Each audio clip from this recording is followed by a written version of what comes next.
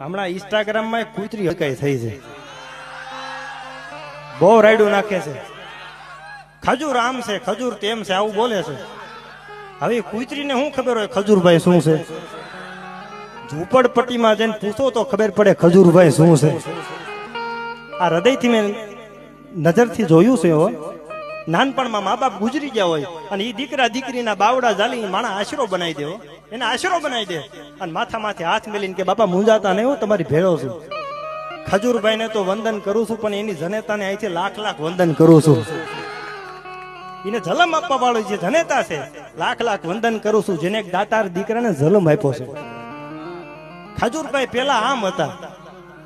તમે જેસલ જાડેજાનો ઇતિહાસ ઉઘાડો, એને તો એવા એવા પાપ કર્યા હતા. તમે ગાથા વાંચો ને તો તમને એમ થાય કે આની કરતા આને આવા પાપ કર્યા છે.